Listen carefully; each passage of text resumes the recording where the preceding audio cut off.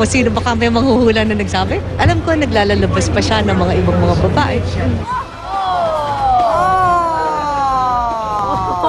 Yung pagkasabi.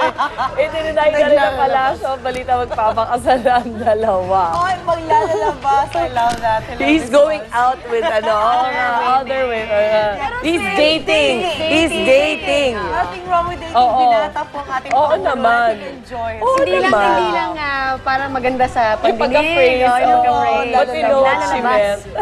Dating lang ang ibig niya sabihin. So, si Miss Liz Uy, hindi rin nag-date din sila ni Inamin naman na Paolo, talaga, ano? oo. Well, ang bagay sila. Cute At ang nila. ganda-ganda ni Liz Uy, ha?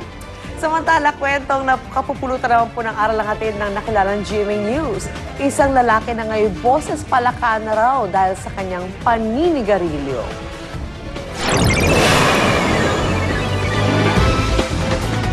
Tigilan niyo na ang masamang bisyong ito.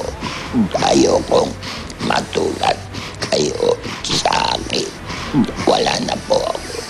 Vocal cord. Dahil po sa sakit na cancer of the larynx. Siya si Roberto Alvarez. Kwento niya kinailangan tanggalin ang kanyang larynx o voice box matapos siyang magka-cancer sa lalamunan. 40 taon daw kasi niyang naging bisyo ang paninigarilyo. Dati nga raw di siya nakakapagsalita. Nag-aral lang siya ng esophageal speech, isang paraan ng pagsasalita sa pamamagitan ng pagdighay. Ngayong boses na rin ni Alvarez ng mga kontra paninigarilyo. So he's now supporting anti-smoking. At dahil sa kanya nangyari talaga yan. Wow. Sa lahat naman ng bisyo may consequences. And this is really one of them. Totoo yan. Cancer of the lungs, diba? Also, Okay, sa Bulacan naman po isang simbahan ang hindi pinatawad ng ilang masasamang loob at pinakaw ang kampana nito. Ayon sa mga residente, sa pagitan ng 1:00 at 2:00 ng madaling araw noong Lunes, nang mawala ang kampana ng Nuestra Señora del Rosario sa Barangay Culyanin. Nananawagan sila ngayon na ibalik na ang kampana. Mahalaga raw ito sa mga taga-Plaridel dahil 100 taon na raw ito sa kanilang simbahan. Ito rin daw ang nagsisilbing pangtawag sa mga tao kapag malapit na ang misa.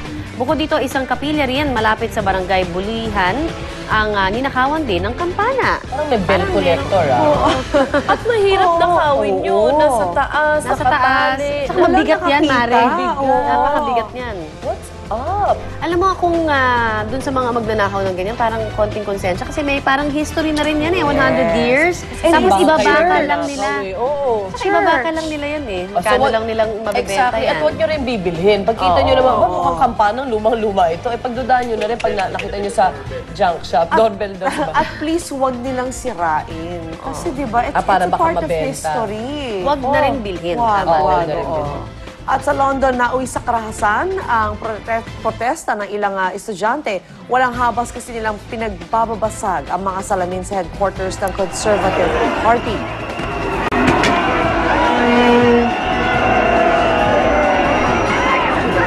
Tinutuligsan ng mga estudyante ang plano ng mga universidad sa London na triplehin ang singil sa tuition. Banta nila, patatalsikin ang mga mambabatas na susuporta rito. 8 ang sugatan sa kaguluhan. Pansin nyo parang one after the other sa France, sa Greece, ito naman ngayon sa London. Palagay nyo kung natapos sila ang pag-aaral nila, hindi sila aasal ng ganyan. Oo, di ba? Sa atin, Sa atin protesta natin nagsunog. kahit na paano, di ba? Yung mga effigy, ganyan. mga Pero ganyan, tandaan nyo, meron din rally. nagsunog, di ba, ng mga silya at naging very well, controversial. that's true also, That that's one true school. At yun nga, ang parang naging sentro rin Conservative Party. Parang, tama yung sinasabi mo. Paano nga ba? Nasaan yung kanilang, kumbaga, moral din na standards din? Kapag ka nga naman nag-graduate sila, anong klase naman ng mga estudyante? Society. At samantala, alamin na lang natin kung magiging magandang panahon natin ngayong weekend. Narito na ang ating hirit panahon with Lala Roque. Good morning, Lala.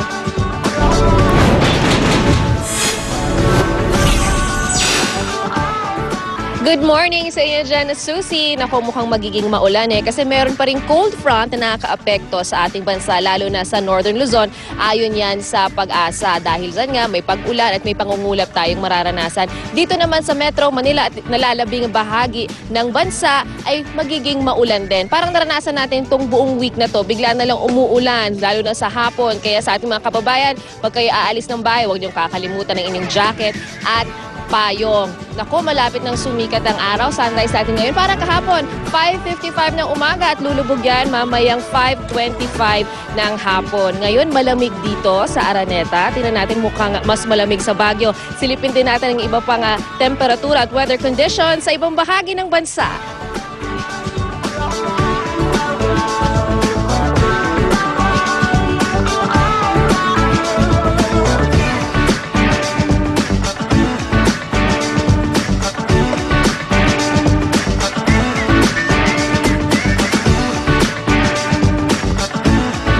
Marami pa tayong masasayang sorpresa ngayong November 12. Okay? Friday the 12. Yes. So, okay, November 12 po ngayon. It's a Friday. Kaya naman para todo-todo ang fun Friday, tutok lang dito kung saan masaya lagi ang mga gimmick. Ito po ang Unang Hirit! They loving me so much, silly boy. You can look, but you can't touch, silly boy. I ain't got no time to talk, silly boy. Just shut up and watch me walk, 'cause I'm too sexy in this.